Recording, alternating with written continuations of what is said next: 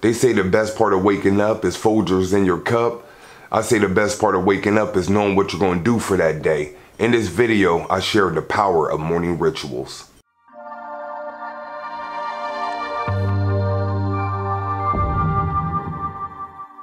Alright, so in this video, I want to talk briefly about the power of morning rituals. And before I get into it, morning could be whenever time you wake up. So if you work midnights, obviously you're not going to wake up at 8 a.m. You may wake up at 12 or 2 or whatever time you're waking up. So it doesn't matter when you wake up. And look at it as like morning is called morning for a reason. You mourn, you know, as far as crying or whatever. And a deeper esoteric science of that is, in the morning or when you wake up, is you really should be crying because you're really going to sleep. When you wake up, you're really going to sleep. When you go to sleep, you're really waking up. So it's called mourning because your soul is mourning because it's experiencing the flesh and pain once again. So that's just a little plus degree. But the morning time is the optimal time for you to get rituals in. So if you notice, especially if you meditate in the morning or did any kind of exercise in the morning, it seems like you have a more productive day. Your day flows a lot better. You probably have more energy. Your emotions are higher.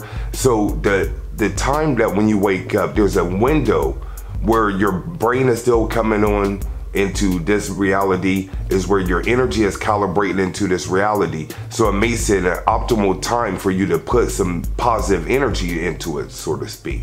So what I recommend is that you have 1 or 2 practices that you begin to do every morning. This could be meditation, it could be yoga, it could be journaling, it could be doing your altar work, it can be doing some sort of magic, it can be doing some sort of prayers, affirmation, mantras, basically any spiritual practice that you are interested in or that you have not been able to commit to full way.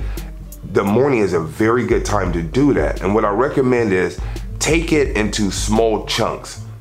So instead of saying I'm going to meditate for 30 minutes every morning, say I'm going to meditate for 5 minutes every morning. But the whole goal is that you have what's called a compound effect, as taught by Darren in his best-selling book, Compound Effect.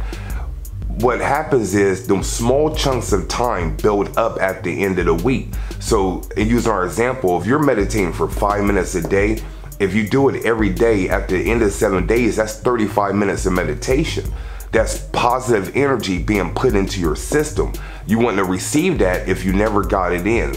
So when you put together your morning ritual, what I recommend is take 1 or 2 practices, break it down into small bite-sized pieces so you get to the spot where if you don't do it, you feel terrible about yourself.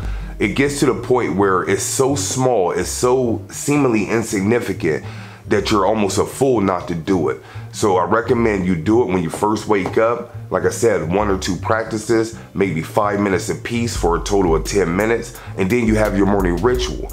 Wake up every day and do that morning ritual. Commit to it. And then evaluate how you feel after 1 month. A lot of times we start something and if we don't see immediate reaction from or immediate results, we tend to throw it to the side. What I'm recommending for this morning ritual, especially with you doing not so long of time, 10 minutes or 5 minutes, is allow yourself an opportunity to see if it works for you. You can only do that by committing to it, doing it daily, and then reevaluating it after a month. So this has been Ali. If you want to find out more information about myself and what we do, be sure to visit my website, salymyers.com. If you're in need of metaphysical tools, supplies, altar supplies, natural healing products, and all that good stuff, make sure to check out our online store, l9shop.com. That's el9shop.com. So until next time, this has been Ali. Peace.